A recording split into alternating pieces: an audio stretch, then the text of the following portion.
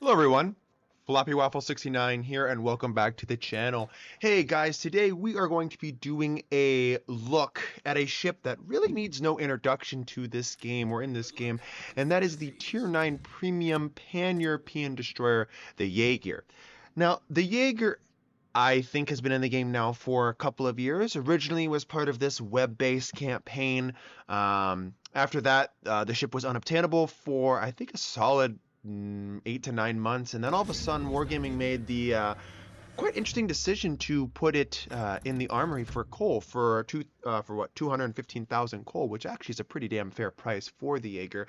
That's why I'm featuring this ship on the channel today, because I'm kind of looking and all these resource ships, especially starting with coal first, as coal is more universally easier to obtain rather than like steel, research bureau points, etc. Um, but yeah, this ship was finally added to the game, and I commend Wargaming for doing that. I think it was very nice that we got a ship as strong as the Jaeger into the armory so that everyone can enjoy this ship and go out and experience what it means to be realistically, I think in many players' mind, as the torpedo god of Tier 9. Now, obviously, the Venom does exist, and I'm not gonna sit here and split hairs and decide which is better. I think if you look at raw statistics, I think that the Venom, with its torpedo spewing DPM, is just flat out, I think, a superior destroyer, as it can also lay smoke screens. But the Jaeger is an interesting ship, and it is definitely worth talking about. And I can tell you in the short kind of review here answer, and that the Jaeger is 100% worth the price, and you should be picking up the Jaeger, especially if you are somewhat interested in destroyer level gameplay. And that just comes down to what the ship can do. And I have a lot of statistics I want to go over just to kind of get it fresh in your mind. But the one big thing that I want you to notice about the Jaeger is the profile of the ship. And I have to get this out of the way first. This is a World War I era style of ship, and I can't understand for the life of me understand, or basically understand why Wargaming decided to bump a World War I style ship or era ship up to Tier 9. I mean, is the playstyle fun? Yeah, it's a fun ship. But I'm just not a big fan of Wargaming taking these ships that clearly don't belong in like this era of ships. Going against pretty much Cold War ships, post-war ships, and it being up there basically when it's clearly a Tier 9 ship. Or sorry, clearly a Tier 5 or lower ship, which in my opinion would have made more sense if they would have just tweaked the statistics in order to fit down at Tier 5 or Tier 6. It just makes a little bit more sense. Again, you could disagree with me on that. That's fine. I really don't give a fuck. To me, it just makes more sense if they did that. Okay, that's all I'm saying. But enough about that and the theater kind of shit. Obviously, we have the ship at Tier 9, so we're going to discuss the ship and do a little bit of a review about her. Again, like I said, this ship really doesn't need that much of an introduction. I think everyone understands the power that this ship holds on a flank, and just how cancerous the ship can be if not dealt with. And honestly, the biggest counter to the Jaeger is what you're seeing here in the background, which is aircraft carriers and hybrid ships, just planes in general. And I do commend my aircraft carrier player for at least attempting to defend me. I think he does a decently fair job. But again, you don't see me spamming, oh, defend me, planes, incoming aircraft, because I understand like there's obviously more jobs that he has to pertain to rather than just defend the Jaeger in the middle of the map. So, but yes, the AA on this ship is dreadful, as you can imagine. This is a World War I style of ship. I think you have like one person on the deck with a Kar 98 trying to shoot the incoming planes, because that's how dreadful this thing is. Actually, I am amazed I even shot down one aircraft. So we'll leave it at that. But yeah, if you're in a plane or an aircraft carrier or hybrid ship, you just fly your aircraft right over the Jaeger, and it pretty much nullifies his impact in the game, just because the biggest asset to the Jaeger obviously is its torpedoes, but second being its concealment, being incredibly low. I don't even know if I have the concealment values here, but the concealment coming in at 6.7 base, and I believe if a full stealth build with the concealment module plus the captain skill can get the ship down to, was it 5.4, 5.5, somewhere around that range, which makes her quite the stealthy killer and hunter for sure. But there are some other statistics that are worth noting about the Jaeger, and that is because she's a World War I style ship, she doesn't have like, well, I don't know if that's because it's World War I, but she doesn't have much freeboard. She's a very small, sleek destroyer, so even if this thing is spotted, landing you know, shells on this ship is fucking hard. Especially when it comes to battleship or undergun ships, really do struggle landing ships on the Jaeger. So the Jaeger gets away with bloody murder at times just because she is like essentially the tier 9 battle canoe. Obviously the OG battle canoe belonging to the tier 5 Soviet destroyer, the Ochotnik down there. But yeah, this thing basically takes a page out of that thing's book, and with its sleek, slender profile, and it is incredibly hard to hit. So unless you're one of those ships that just has a lot of guns and shelling it down range or high DPM, you will struggle to hit the Jaeger at any considerable distances. You'll just notice that. So unless you're within like sub 8 kilometers, I do find this thing to be kind of a pain in the ass to land shells on. So. But some other statistics that are worth talking about with the Jaeger come down to the guns. They only have 3 of them, so clearly if that's not indicating to you that this is a torpedo boat through and through, because this is by all means a torpedo boat, and we'll get into talking about the torpedoes just here in a bit, but I want to talk about the guns first. You only have 3 of them, but they are 150 millimeters, which is quite interesting because at tier 9, and I double checked this, you actually do have the highest HE alpha strike at 2200 with the 25 millimeters of penetration, which is actually fairly impressive. The problem is with your reload coming in at what, 4.3 seconds. Again, not bad, but not good by any means. You're definitely not going to be winning any DPM awards. 3 shells for me, the dispersion just feels rather shit. So even if you're forced to utilize your guns, landing shells on target, unless you're at close range, is going to be fairly, a pain in the ass. But you're going to see examples of that in the background, where I'm able to land some shells on target enough to kill destroyers. I do believe the Fletcher here is one of those said, or is it the Osborne? I can't really tell. I actually end up because I land a torpedo, I am actually able to outgun this guy and able to eliminate him. The shell velocity isn't that bad either. Excuse me.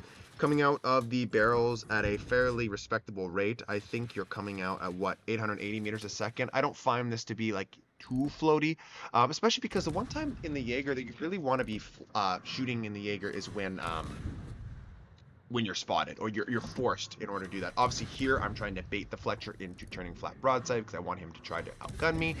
But as you can see, a perfect example, not only executing that, but the shell velocity itself. You can see these are actually fairly straight, not really that hard to lead. So landing shells on target is decent. Again, though, you're not going to be winning any DPM awards, so you do have to keep that in consideration and really only fire your guns kind of like a last resort.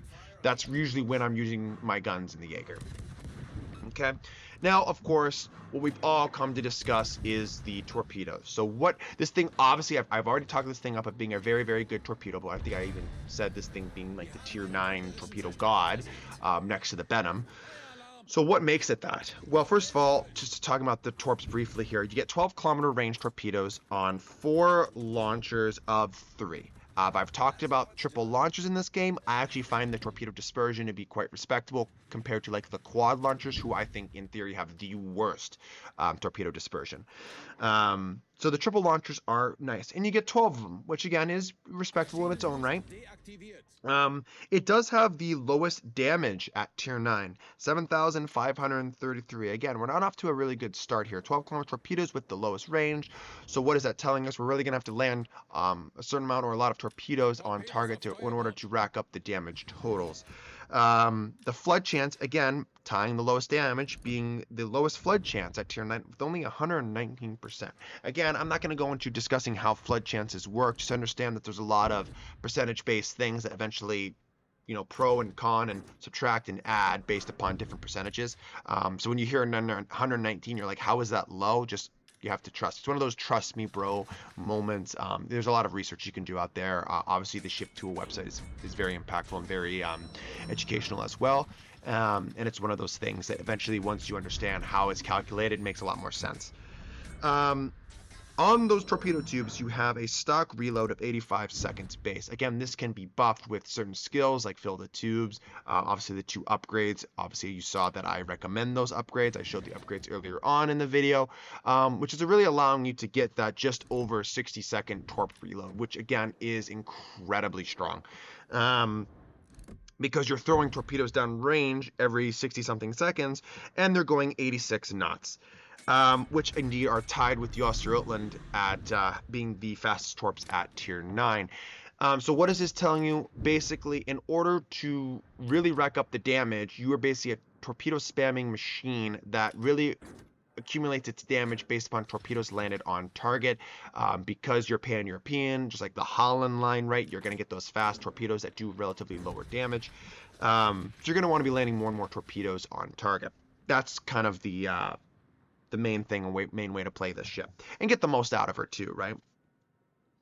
Another thing to note about the torpedoes is the torpedo spread. I believe this is the same with the Holland. You cannot utilize the wide spread at all. You just have the normal spread and the like narrow spread for torpedoes, which again is very, very nice. My only advice when it comes to using the narrow spread, don't just utilize that only.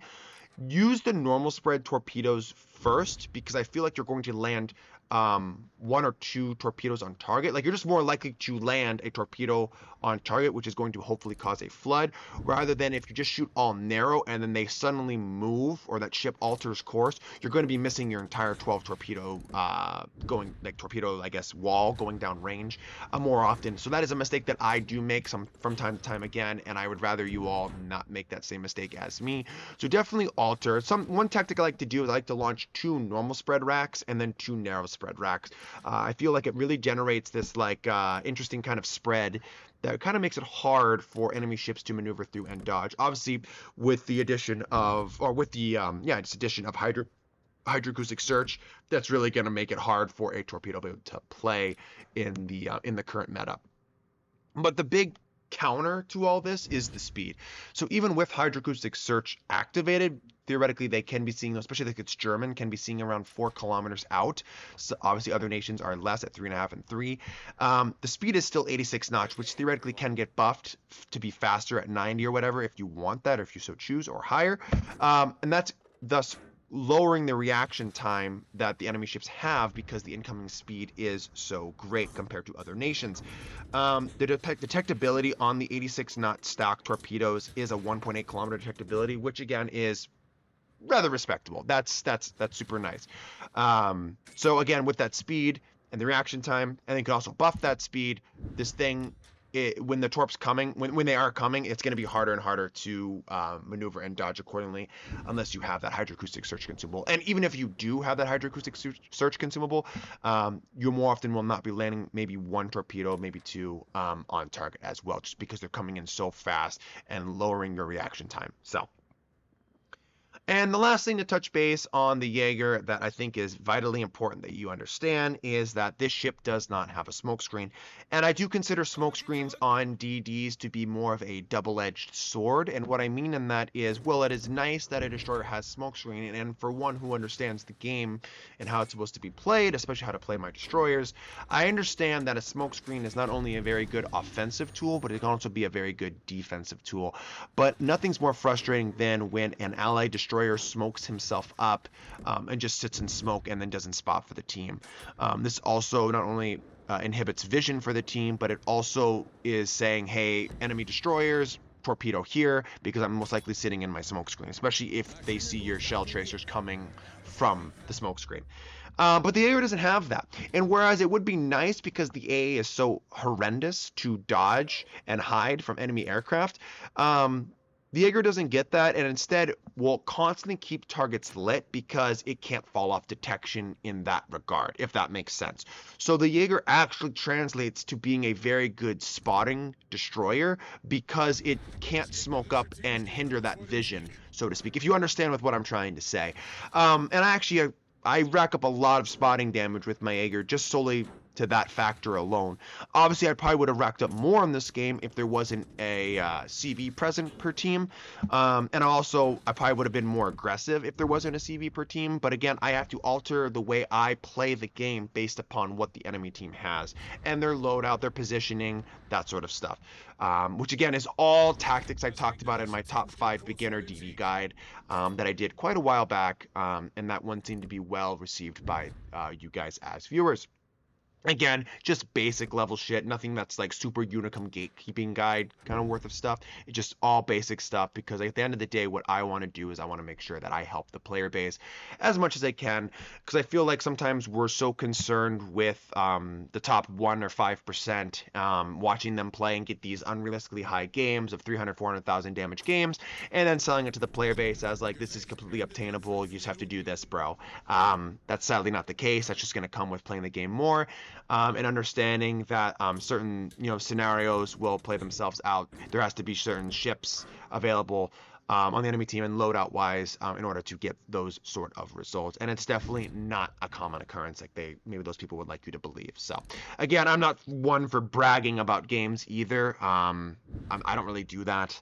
Again, I just do this because I enjoy making videos rather than trying to boast about myself and brag and all that other jazz. So but again, another thing that I want to talk about, like I said, is the consumables. Obviously, like the lack of smoke screen is where I left off. So instead, what does it get? It gets a heal. The heal is there for survivability purposes. It is a 14% repair for 14-second heal. And I believe you get, and I just want to cross-reference this real quick, you get 3 charges base. So Superintendent is going to go ahead and get you that 4th charge, which I believe is a recommended captain skill that I have, because not only does it give you an additional charge for your heal, but it gives you an additional charge to your speed boost, which again is crucial in this ship, so it can relocate across the map and stuff like that.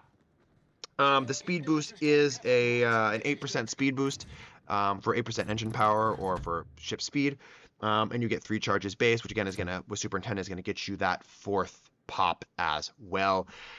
Obviously in the slot 2, I slot the engine boost modification for reasons because I want to increase my engine boost duration by 30%.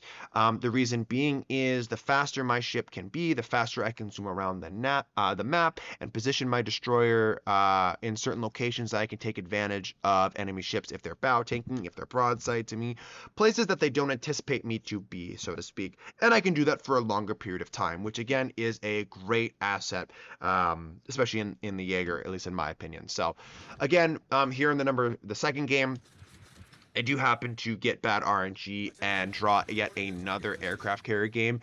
Again, though, I have to factor that in. I saw that when the battle loading, the loading screen, whatever, in the beginning of the battle happened or popped up, I saw that. So again, I had to position myself accordingly. I can't go balls deep into caps. I have to play smart. And as long as I know where the enemy aircraft is at all times, I can position my ship accordingly. So hopefully I can get in here, I can snag B cap for my team, I can provide vision of the middle of the map, and go from there. Obviously with enemy aircraft coming, I know I have to alter and change my course and start utilizing island coverage and stuff like that in order to fall off detection, so to speak.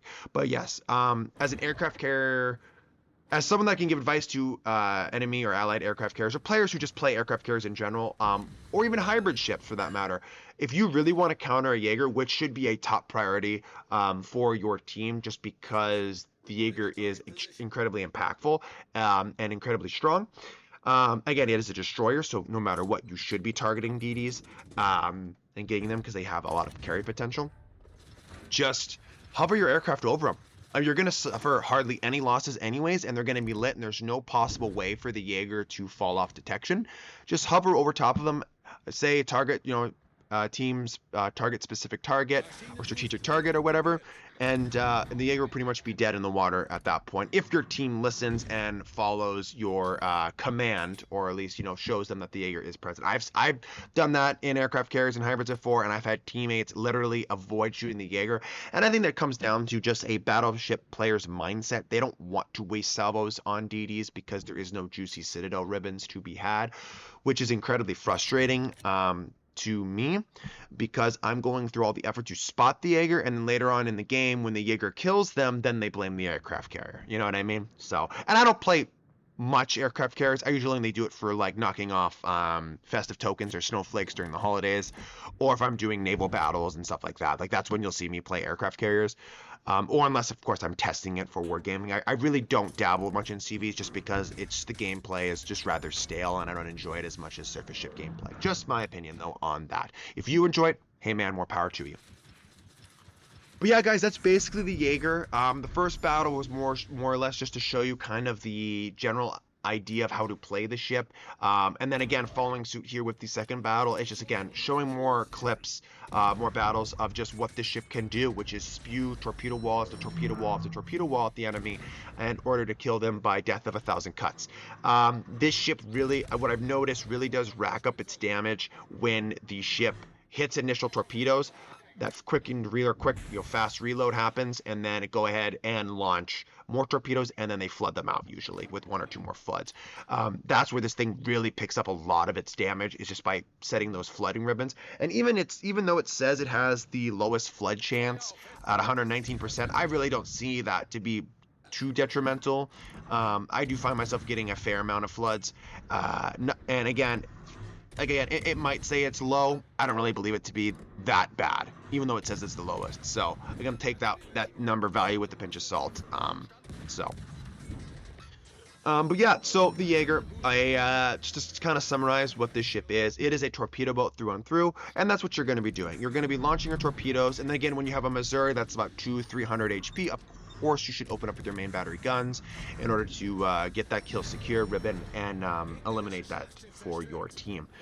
Like I talked about before, the Jaeger being a torpedo boat can be a rather frustrating experience, but why I think the Jaeger is also so popular is because it's pan-European, and your reload is so incredibly quick, and your torpedoes travel relatively quick at 86 knots, which can be further boosted to, 90 knots plus.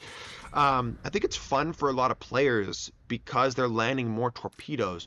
So with other torpedo boat lines, because hydro is just so prominent and submarines and other destroyers can go ahead and spot your torpedoes coming in before they hit the target, the Jaeger, even though the torpedoes can be spotted, because they're so fast, they're still theoretically landing, and you have more torpedoes than like an Östergötland, who only has 8, so to speak.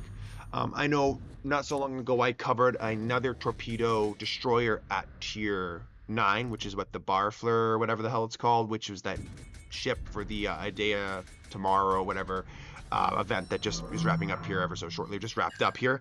That ship in itself actually has the highest torpedo DPM, I would like to believe, at no, I lied. That's not true. It has the highest, because the highest torpedo DPM is actually the Benham, at 171,000 basically. And just to put that in perspective, if you scroll down, like the Jaeger's DPM is nowhere near that torpedo DPM. Matter of fact, it's like 6th worst at only 63,812. And that just comes down to the low damage that the torpedoes do. Because I believe if you look at like the Benham, for example, the damage of the torpedoes is 15,200, while with the Jaeger, it's only 7,500. So you can kind of see why. So basically, you're still spewing out torpedoes, but your torpedoes are doing not even half, or just about half of the damage that the Benham's torpedoes are doing, right?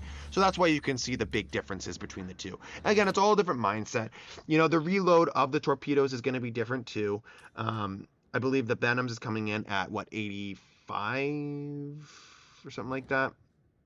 I don't even remember where it is, but and then the Jaeger's coming in at what? You can get it just above 6. I believe the Benham is up there too, with being just about over 60 or something like that. So, but the Barfleur has the fast reloading torpedoes at 57 seconds. But remember, the Barfleur only has the mechanic that you see with the Kitakami, which is it loads 1 torpedo rack at a time, which is again using this saying, a double-edged sword, because theoretically saying you should always have at least 1 torpedo rack up. And I believe I covered that in my Barfleur video, that actually it's a nice torpedo destroyer, because I always feel like I have a rack up and I can launch it out that way, which is a rack of 5, which is a great torpedo spread, and the torpedo dispersion seems to be relatively very nice and easy to work with.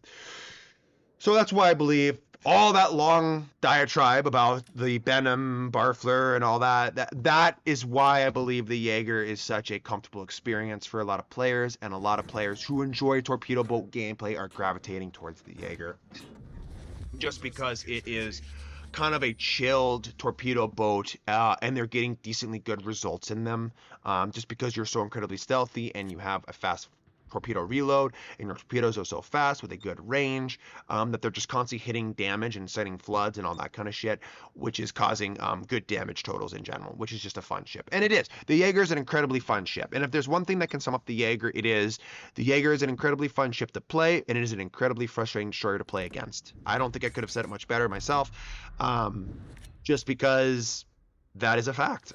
This thing is such a pain in the ass to deal with on a flank that I have seen battleship players, when this ship is detected, flat out run to the other flank, as if that's going to help the team, first off. But second off, even just like completely abandon their flank because they see this ship, which is rather frustrating. So instead of dealing with the problem, we just run away from it, I guess, is the mentality for them. So I mean, and half the time I'm the cruiser that's bow tanking, like in my Des Moines, trying to, have radar coverage around caps and support my destroyers, and then my big artillery decides to leave, so then enemy battleships just push me, and what am I going to do with the overmatch in the game nowadays with a non-icebreaker 27mm cruiser? So, sorry, I know I went off a little bit of a rant there, but it's just it's so incredibly frustrating. Like, I can't even, like, on a side note too, I can't even stand when you first load into a game, any ship that just goes from their flank at C flank and they just ride all the way over to the A flank. Like, what are you doing, right? So frustrating. But anyways, so just to wrap up this video here, guys, I can honestly say flat out that I 100% endorse and recommend the Jaeger. And that's coming from a cruiser main player, but a cruiser main player that also plays a lot of destroyers.